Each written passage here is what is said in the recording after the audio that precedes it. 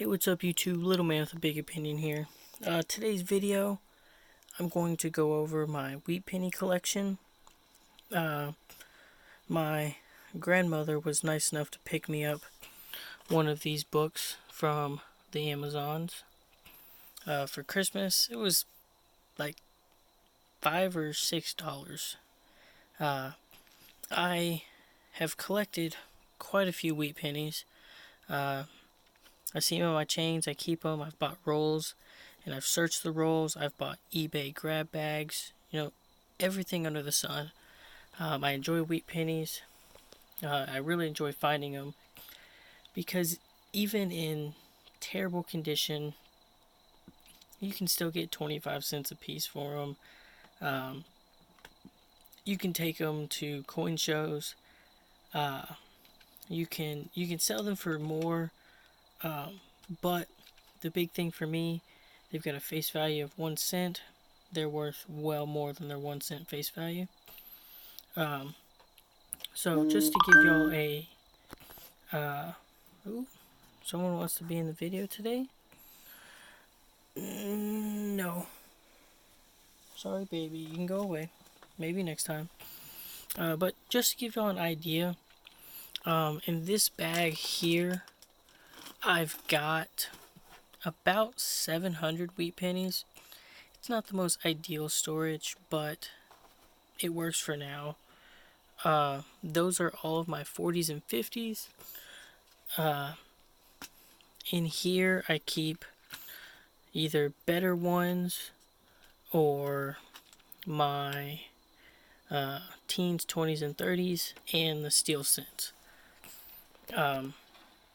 So, before I even get inside the book, I do have some that are in, much better condition than some of their other brethrens.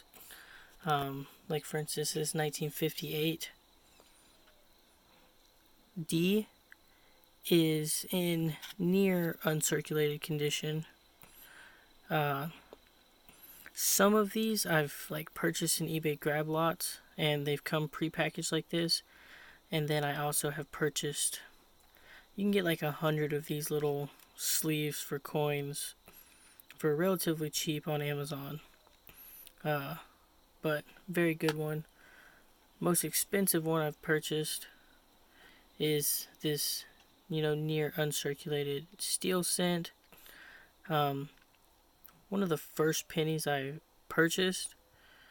Let's see if the camera will focus on it. Doesn't want to, but it's in immaculate condition, and it's the only steel cent that I have, or only even penny that I have, that's in a sealed, really nice container. Some other honorable mentions. Picked this up for $3. It's another 58 that's in very great condition. It came with an Indian head penny. 1907. And I purchased this from a Boy Scout unit at a coin show. And so it's a good deal. They were trying to earn one of their merit badges, and thought I'd help them out. And, got 2 more pennies out of it. Let's see. Really beat up steel cent. I'm pretty sure this is one I received in an eBay grab bag. Let's see. 1957. I packaged this one up. The back of it shows a lot more of the luster. The front, not so much. But it still has some of the brighter copper toning to it, and it wasn't too beat up. Same thing with this one. Got a 49D. Again, still shows some of the newer luster on it that makes it look like a newer penny.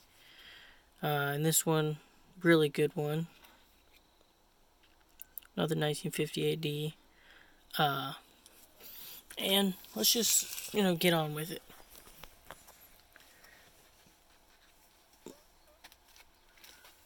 So, it's a fairly sturdy design. I would say if I decide to do another one of these after this one is completed, that I will get a better one, because this one's all cardboard, and once you put the penny in it, it's kind of hard to get them back out. As you can see, you got plenty of holes to fill. This is all the teens, 20s, and most of the 30s in this first half. And I was just surprised that I could fill as many holes as I did. Obviously missing the most famous one. Oldest one's in 1910. Got a 14, 15, 16. So I got a decent number of the early teens and 20s. Get a good overview of it. Lots of holes to fill. This is part of my goal for 2020 is to fill in some of these holes. Now we'll get to the fuller half.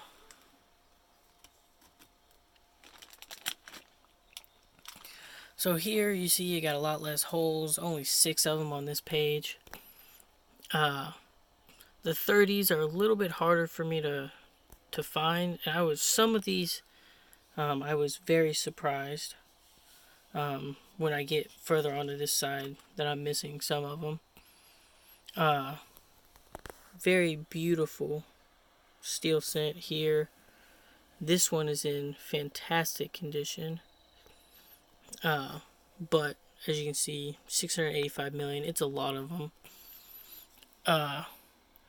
And so for some of these more common years, like for 1944, 1.4 billion of them, I probably had 80 of them to choose from when it came to me deciding which one to put in here.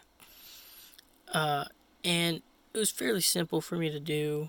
If you can still see some of the hair on Lincoln's beard, then I think it was a good pick for the book.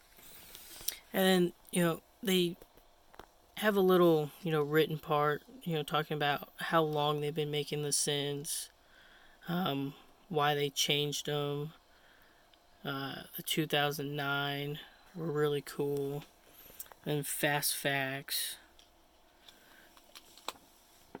No, there's more stuff on the back, and they punched out 4 extra holes in here, and so when I go through the rest of my pennies or get change, I'll probably put the 4 2009 variants in here. And then on this page, I'm only missing 2 of the S's.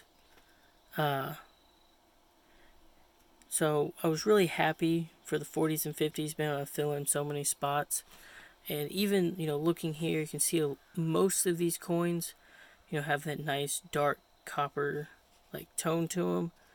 This 1956D and 1954D are 2 of the ones that I put in here that, still have a brighter copper tone that makes them look like a much newer coin. And so, yeah, guys, if, those of you watching have some of these, blank ones that I have on here, you can go through, pause the video. I'll do a slow overview of the whole thing.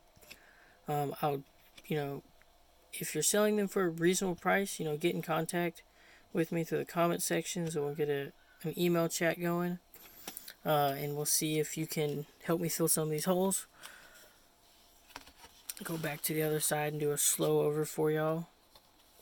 Or y'all can just pause it and look.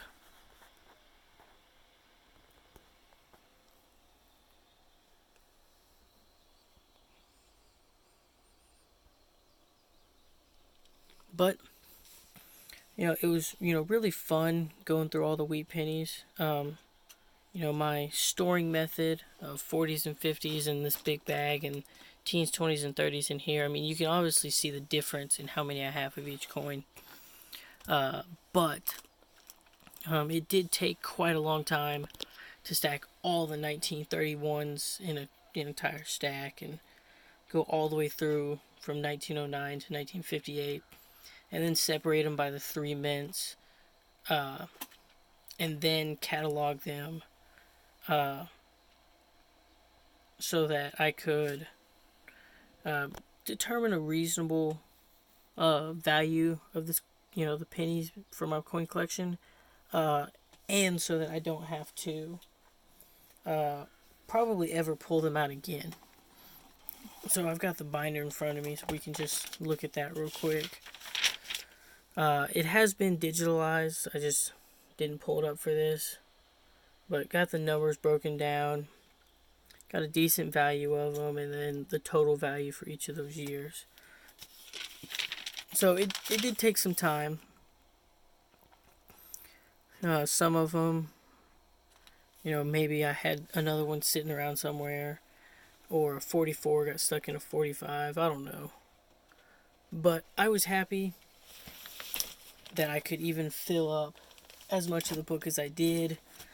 And, as a coin collector, if you're a much higher end coin collector, obviously you're going to know the value of all of your coins and stuff. But for me to sit down for several hours, go through all my wheat pennies, it was very, humbling for me at the very end when I calculated that number up. With over, just under 1,000 wheat pennies, I think it came out to like 970. It's quite a valuable, collection for so low of a face value. And it's, if you're wanting to get into coin collecting, it's probably the cheapest thing to get into. Just find them in your spare change. You can get a box of pennies from your bank as long as the box is uncirculated for $25. Search the whole thing. If you pull out 1 to 10 cents from there because they're wheat pennies, then you can just go to another branch or even back to the same one, put them through their coin counter, and just rinse and repeat. There are plenty of people out there that do it. Rob's Find Treasure, Robin Hood Coins, all these people, coin hunt. And it is kind of nice when you pull out, a penny that you would need another 98 of them to get a fountain drink at the store, and at the lowest possible end, it's worth like 12 cents. And the high end, some of these better looking guys, I believe, this was purchased for $6 or $7. I mean, I did pay a little bit more than its value, but spending $6 on one penny is, it's ridiculous. So hopefully y'all enjoyed this. I'll showcase the quarters and the nickels and the dimes at some point. I might do some of those together because they're not quite as, long and as worthy as the pennies are. I'll do another silver update.